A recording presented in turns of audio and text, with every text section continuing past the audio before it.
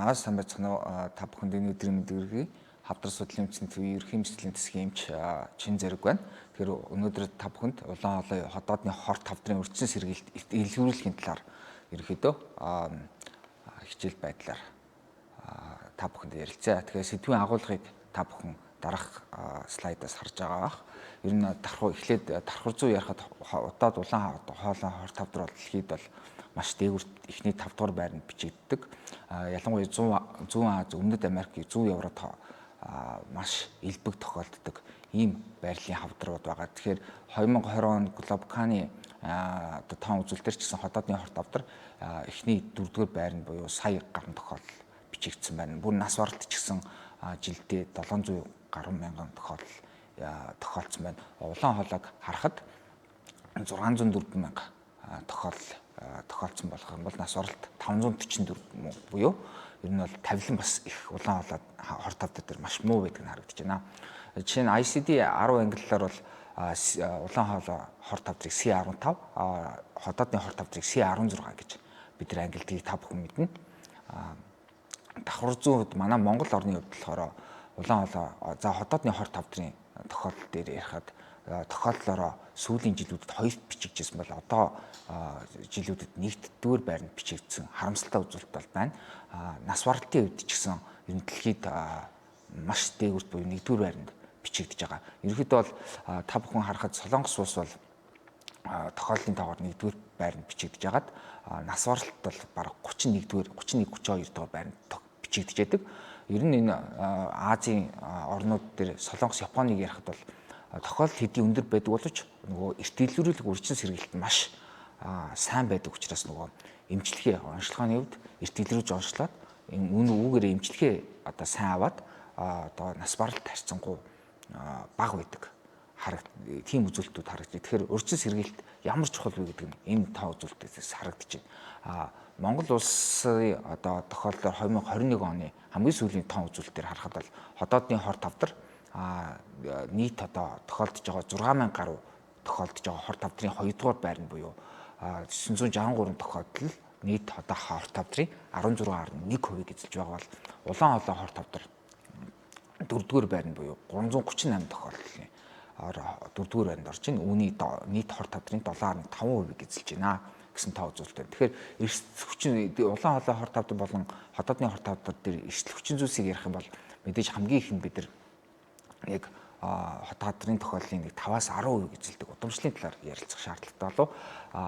Тэгэхээр удамшин гэдэг маань болохоор яг тэр үндэ тохиолдно гэж байгаа юм биш. Гэхдээ удмын одоо 1 болон 2 дугаар үрийн удамд 2 болон түүнээс дээш 50 хүртэлх насанд одоо тохиолдсон ийм хүмүүс байх юм бол ер нь бол удамших хандгатай гэж үздэг.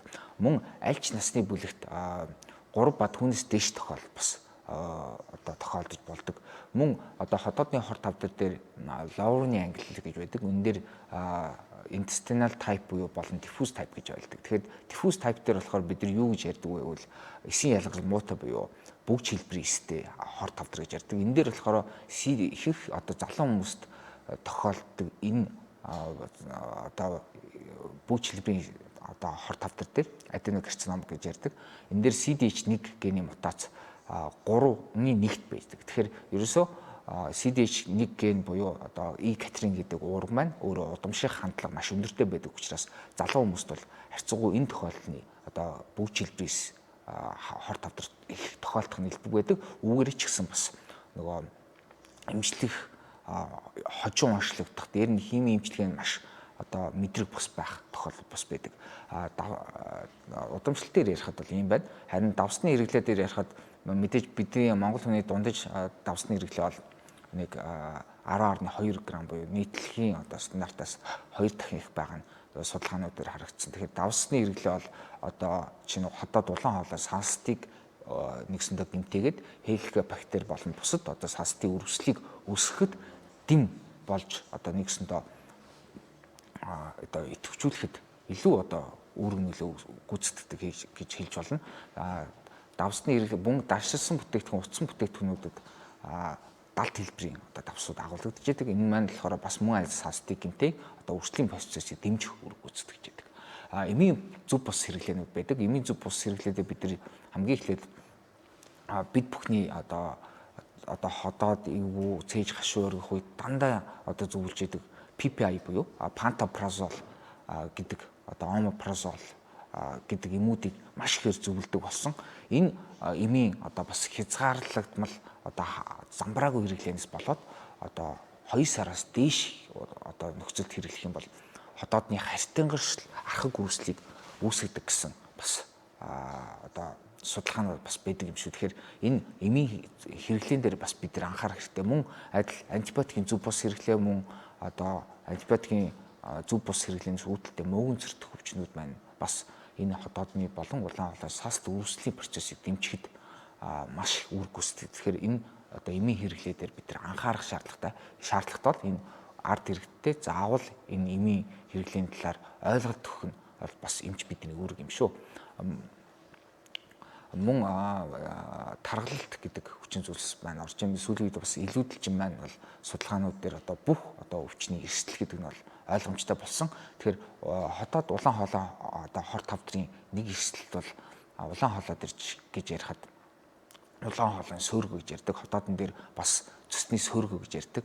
Энэ өвчнүүд маань өөрөө таргалалт дээр бас илүү одоо үүрэг гүйцэтгэж яадаг гэсэн үг. Ер нь бол таргалалтай хүнд ийм сөөргө өвчнүүд дийлэнхтэй тохиолж идэг гэсэн үг. Нэгсэндээ одоо хүчлэлэг орчинд байх ёстой тэр нөхцөл дээр цусны хүчил орж ирснээр ерөөсөө тэр одоо орчны pH-ийн нөхцөлийг алдагдуулдаг. Ингэснээр бол бас үрсэллийн процессыг үүсгэхэд бас дэмжих үүрэг гүйцэтгэж яадаг юм шүү.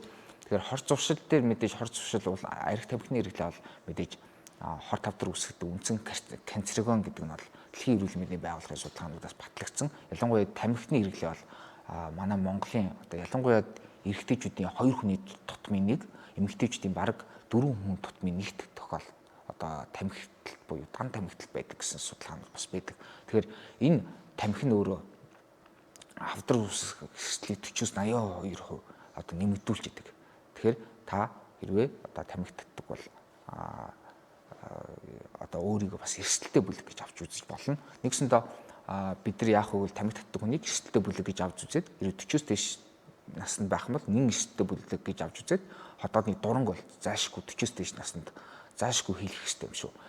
Мэдээж бид нар хеликобактерийн талаар дуртахгүй байхын аргагүй. Хеликобактертэй хүн одоо халдвартай хүн бол 97 хүний тутмын 1 хүн одоо чинь хор тавдрын өвчл тусах эрсдэлтэй бол одоо халдваргүй хүний 750 тутам хүний 1 хүн одоо хор тавдар өвчнөр эрсдлэх, ялангуяа ходоодны хор тавдар өвчнөр өртөх эрсдэлтэй байдаг. Энэ нь болохоор одоо халдвартай хүн бол одоо халдваргүй хүнээс 8 дахин эрсдэл өндөртэй гэж хэлж болно.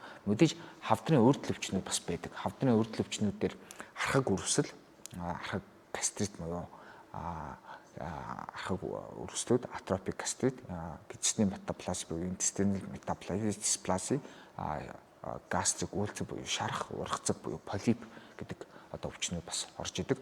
Тэгэхээр дисплази дээр бид нар ярихад бол бид нар low grade болон high grade гэдэг дисплазинууд гэдэг дурангийн шинжилгээнд дээр одоо эд авахад маш их тийм одоо хариунууд гарч идэг. Тэгэхээр бид нар энэ дээр яаж шийдвэрлэх вэ гэвэл хэрвээ та low grade dysplasia байх юм бол хавдар үүсэх эрсдэл 21%,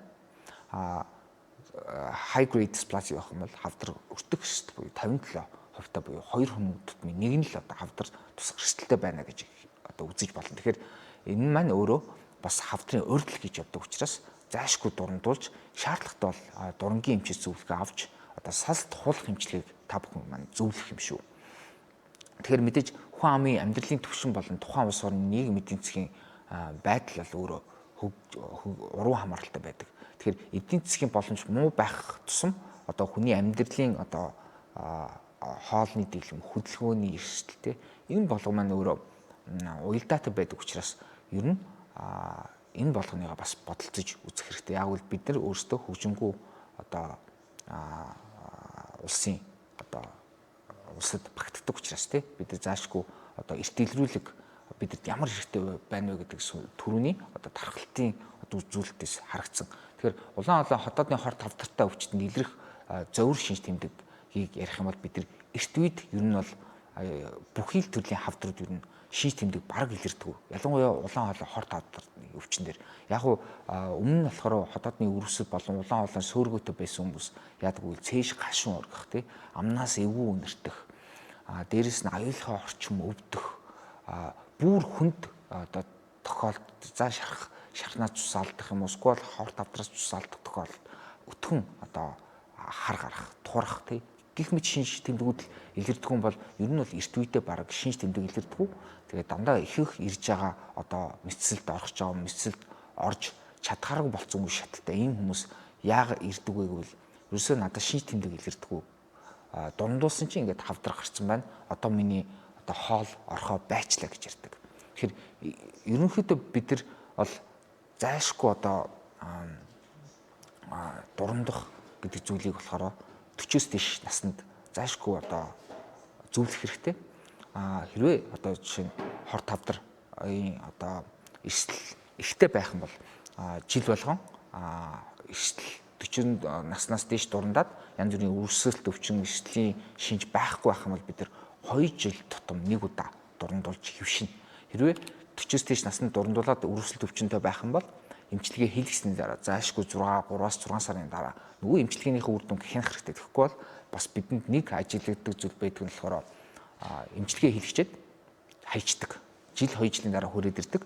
Тэгчээд хор тавталтаа болцсон, ямар ч хяналтгүй болцсон харамсалтай тохиолдлууд манай Монголд маш их байна. Сүүлийн үед ч гэсэн ковидын шалтгаантай ковидыг урдаа бариад одоо 2 жил бид дурандуулж чадсангүй, эмнэлэгт үзүүлж чадсангүйгээд хор тавтар туссан эмчилгээ хийлгэж чадаагүй хүлээцсэн ийм хүмүүс маш их байна. Тэгэхээр энэ дээр бид нар илүү их анхаарах гэж хэлж болно.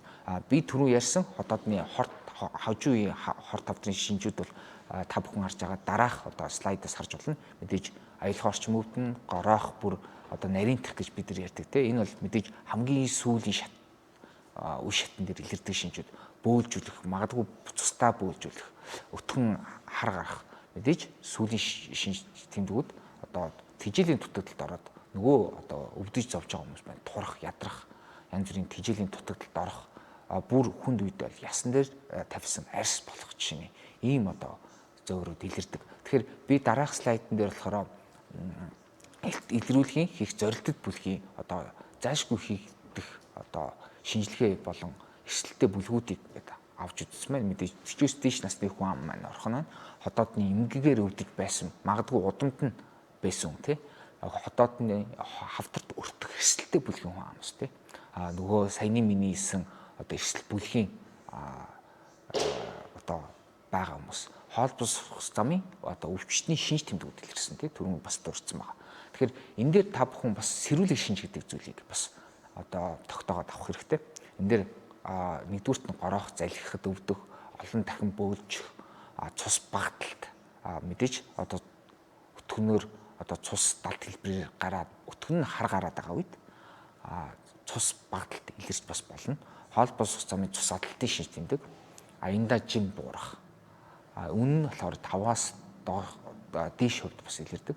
Хэвлийд үүсвэр тэмдэгдэх буюу тунгалгийн булчирхаад томрох гэж байгаа. Энд болохоор элчдүү Жозефийн шинж идэргээл маш олон шинжүүд байгаа. Гэхдээ энэ маань өөрөө маш хожуу шатнд илэрдэг. Нэгсэндээ үе шат Э1 буюу тий булчирхаад үсэрхийл өгөөд алсын булчирхаад үсэрхийл өгсөн байна л гэдгийг илэрхийлээд байгаа. Тэгэхээр энэ сэрүүлийн шинжийг та бүхэн мэдрэхтэй ийм шинжүүд илэрхийлэх юм бол энэ маш хожуу шатнд байна л гэсэн үг. Тэгэхээр хорт хоолцын эрт илрүүлэх дээр одоо дараах одоо графикийг та бүхэн бас харах хэрэгтэй. Эрүүл мэндийн анхан шатны тусламж үйлчилгээний байгууллага дээр мэдээж одоо ямарваа нэгэн зөвөр шаналга илэрсэн юм байна чинь зорилттой бүлгийн хүн амыг бүртгэл хийх мэдээж үзлэгтэй хамруулна. Дараах шинж тэмдэг болон удмын мэдээлэлтэй одоо эрсдэл бүлгийн бүхэл эрсдлүүдийг бид нар үнэлчихнэ. Эмнэлзэн үзлэгийг хийгээд шаардлагатай тохиолдолд бид нар ашплоор илрүүлэх шинжилгээ нь мэдээж цуснд ашплоор илрүүлэх бол тийм одоо үрд нөлөөтэй шинжилгээ бол биш. Тэгэхээр амьсгалын солиор өтгөнд далд хэлбэрээр тэр ашплорыг одоо илрүүлэх шинжилгээ. Мөн ингээд одоо эдгээр шинж тэмдгийг үзүүлээд ашплороо үзүүлсэн чинь эрүүл бүлгийн хүн байх юм бол 40 настай 40-с доош настай хүн байх юм бол бид нар мэдлэг хандлага дадлыг ойлгуулж 40-с дээш тасн заавал дурандуулж шүү гэдгийг бас нөгөө хүмүүстэй сайн одоо заагаад ойлголт эрүүл мэндийн тодорхой хэмжээний мэдээлэл мэдлэг олгоо явчихна. 40-с дээш наснд яах вэ гэвэл жилд нэг удаа дурангийн шинжилгээ зайлшгүй хийн. Магадгүй одоо янз бүрийн одоо өрөвсөлт өвчин байхгүй бол 2 жил тутамдаа нэг удаа дурангийн шинжилгээнд тогтмол хамрагдах юм шүү гэдгээ бас хэрэг хэлнэ. Эмнэлзэн үздэг H. pylori илрүүлэх шинжилгээнд дараах сэрүүлэг шинж илэрх юм бол мэдээ би түрүү хэлсэн хожуу шатных байх магадaltaй учраас хор тавдар байх магадaltaй учраас нэгдсэн эмнэлэг байгууллага одоо тусламж үйлчилгээ үзүүлэх байгууллагууд руугаа явуулна гэсэн үг. Нөгөө дуран цааш бол нөгөө хагалгаа хийх, эмчилгээнүүдийг хийх ийм одоо чиглэлийн эмчилгээний байгууллага нэгдсэн эмнэлэг рүү явуулна гэсэн үг. Харин H. pylori илэрх юм бол H. pylori-г устгах эмчилгээ хийн. Одоо бас гайдлайн заавраараа бол ерөнхийдөө хамгийн чухал аргын нэг бол H. pylori илрүүллээ. Хэрвээ өмнө дурандуулж исэн бол эмчилгээгээ хийгээд дараа нь 3 сарын дараа дурандуулахыг зөвлөнө. H. pylori бол одоо төгс эмчилгээний хувьд ярих юм бол ерөөсөө дурандаад эдийн шинжилгээ авах юм эсвэл тухайд нь юунд нь антибиотик мэдрэг чанарыг үзэх нь хамгийн зөв сонголт. Антибиотик мэдрэг чанарыг үзээд одоо түүнд тохирсон эмчилгээг зайлшгүй тохирсон антибиотик нэ гэсэн үг. Тэгэхгүй бол одоо сүүлийн үед болохоор кларатиум мицины тасал үүссэн байгаа учраас ерөнхийдөө бас үр дүн бас их муу сул баг нь харагдаж байгаа. Эмнэлзэн үзлэг болон H. pylori илрүүлэх дурангийн шинжилгээ мөн адил дараах одоо графикаар явагдаж байна. Түрүү ярьсан би хэвээ эсвэл өнгөц байх юм бол 40-с доош наснд нэгэн 40-с дээш наснд дараах зүйлийг хийн. Жишээ нь ходоодны хавдрын өрдөл эмгэг байх юм бол эмчилгээний үддэмжийн дагуу эмчилгээг хийн. Хор тавдар шижиглэгдэх юм бол төрөлцсөн нарийн мэрэгчлэл рүүгээ явуулна. H. pylori эрэг байх юм бол бас эмчилгээгээ хийн. Дараа нь тавтан дурандна гэдгийг одоо ард иргэдэд бас зайлшгүй ойлгуулах шаардлагатай. Тэгэхээр хор тавдрын илрүүлэг дээр дурангийн шинжилгээ дээр Кёотогийн ангиллал гэж байдаг. Кёотогийн ангиллалаар та бүхэн дараах одоо слайдыг бас шаардлагатай бол зургийг аваад үзээрэй.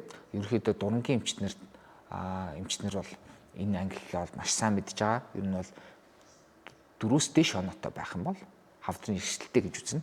Үүний дагуу эмчилгээ болон хяналтаа бас дагаад хийгээ явчнаа гэж хэлж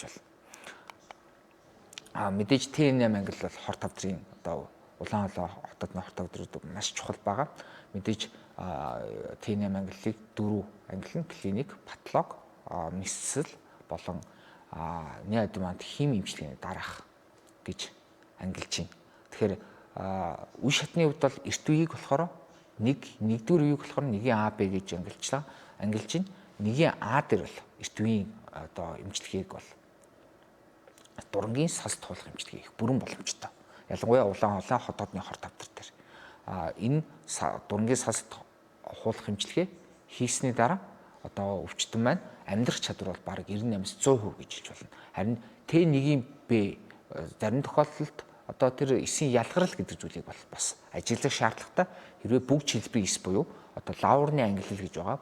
Diffuse type, intestinal type гэж байгаа. Diffuse type дээр буюу signet ring cell гэдэг одоо ангиллалын хавдар дээр одоо дурангийн ажилбар бас Т1-ийн Б дээр бас эргэлзээтэй болоод ирсэн. Тэгэхээр нэгийн А гэдэг үе маань өөрөө бас хамгийн эрт юм шүү. Үүнээс хойш зарим тохиолдолд хожуу шатны хор тавдар гэж үздэг болсон байгаа. Тэгэхээр одоо хор тавдрын ялангуяа Улаанхолоо хотоодны хор тавдрын хамгийн чухал зүйл бол 40-с дээш наснд зайлшгүй дурандуулах шаардлагатай. Дурангаас өөр ямар ч одоо үр дүнтэй шинжилгээ бол хараахан байхгүй. Магадгүй компьютер томограф гэдэг шинжилгээ байгаа л та. Жишээ нь компьютер томограф бол эрт үеийн одоо хор тавдар дээр бол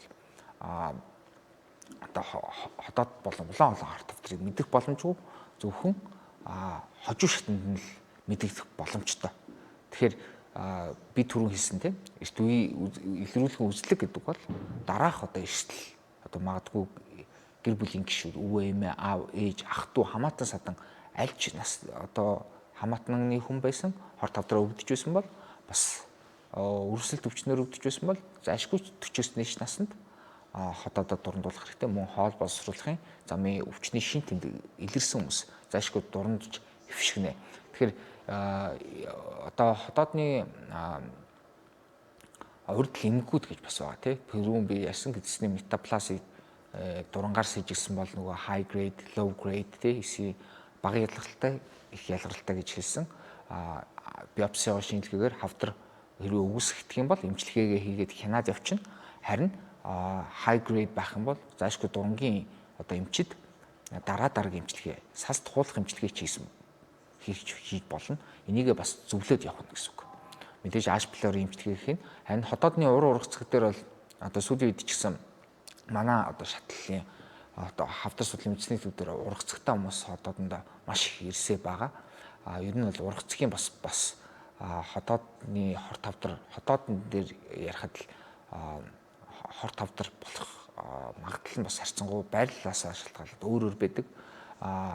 Дээшгээ фундус байрал дээр харьцангуй арай нэг их хувьтай байдаг ч гэсэн ерөнхийдөө бас хорт хавдар шилжих нь харьцангуй бага хувьтай. Тэгэхээр ургацаг дээр болохоор 1 см-аас дээш хэмжээтэй, дээр нь цусаалдах хэрэгсэлтэй тохиолдолд зайлшгүй авах шаардлагатай. Үүнээс одоо жижиг хэмжээтэй өөрчлөө өөрөхгүй бол хянаад явах бүрэн боломжтой шүү. 1-ээс дээш хэмжээтэй бол дурангаар өгүүлж авч сасалт туулаад дараа нь хянаад явчихна гэсэн үг.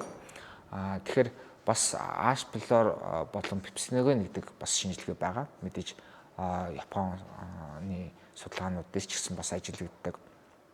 Энэ хоёрыг одоо жишээ нь аль нь байгаагаас шалтгаалаад бас дараах эмчилгээнүүдийг хийх эсвэл хавдрын хотоодны хорт хавдар ямар эрсдэлтэй бай гэдгийг та бүхэн харж болно гэсэн үг. Энэ бол цусаар өгдөг болон бас амьсгалын замаар өгөх шинжилгээнүүд энд ороо явчихна.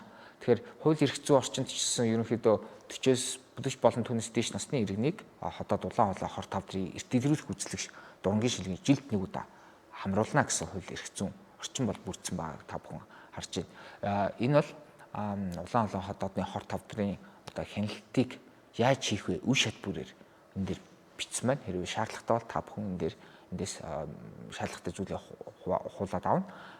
Ерөнхийдөө бол мэсэл эмчилгээ болон сал туулах эмчилгээ хийгдсэн одоо өвчин тань дээр очих юм бол ер нь бол 3 сар тутамдаа хяналтаа гээд явна. Магадгүй 6 сар тутамд дурангаа хийх шаардлагатай бол дурангаа хийн. Одоо мэслийн дараа бол жил тутамдаа жилд нэг удаа дурангаа хийлгээд явна гэсэн одоо заавар зөвлөмжийг бид нар голцоо өгж байгаа. Мэдээж 3 сар тутамдаа нөгөө хавдрын маркер болон цусны дэлгэрэнгүй шинжилгээ, биохими шинжилгээ хийгээд яг рентгений явчихна. Маркерын хувьд ярих юм бол SA7094, CA, SAR99 гэх маркерууд байдаг. Гэхдээ SA7094 бол яг хотоодны хорт хавдрын маркер гэхээс илүү ерөнхийдөө мэдрэг чанар харьцангуй 50-аас бага хувьтай байдаг нь харагддаг. Харин маш хожуу шатны болсон үед SA7094 ихсэх, эсвэл SAR99 дагаж ихсэх тохиолдлууд бол байдаг юм шүү. Мөн хотоодны хорт хавдрын өвчнөд эмчилгээний дараах хяналтыг та бүхэнд бас танилцуулах хэрэгтэй бах. Ер нь бол нэгдүгээр үе шатнд бол эмчилгээ хийгээд мэслийн дараах одоо үед бол нэгдүгээр үе шатнд байх юм бол нэгийн дээр бол ажиглаад ингээ хянаад явчихна. 2 3 дахь үе шатнд мэдээж хим эмчилгээгээ хийгээд мэслийн дараа бол хим эмчилгээ хийгээд ажиглаад явчихна. Дөрөвдүгээр үе шатнд ч гэсэн хим эмчилгээ хийгээд бүр одоо тэгэхээр хожуу шатны хавдар байх юм бол хөнгөрчлөх эмчилгээ хийгээд ингээд хянаад явах юм аа. Тэгэхээр манай одоо хавдар судлалын үндэсний төвийн ерөнхий мэслийн засаг дээр улаан хоолой хотоодны хорт хавдрын юм хяналтын хуудас гаргасан байгаа. Хэрвээ одоо мэсцэлд орсон эмчилгээ хийлгэсэн хүмүүс дараах хуудастай явж ивэл та бүхэн бас бидэртэй хамтраад одоо энэ хяналтын хуудсыг бөглөөд нэгсэндээ хяналтаа илүү төгс байдлаар үргэлжлүүлье гэж та бүхэнд санал болгомоор байна. Тэгээд бас бидэрт тусал дэмжиж ажиллаарай гэж хүсэж байна. Тэгэхээр хэрвээ асуух зүйл байх юм бол бид нар бол нээлттэй та бүхэн дараах одоо улаан хоолой хотоодны хорт хавдрын хяналт дээр тодорхой хэмжээний ойлголт авсан байхаа гэж би найдаж байна. Та бүхэнд баярлалаа.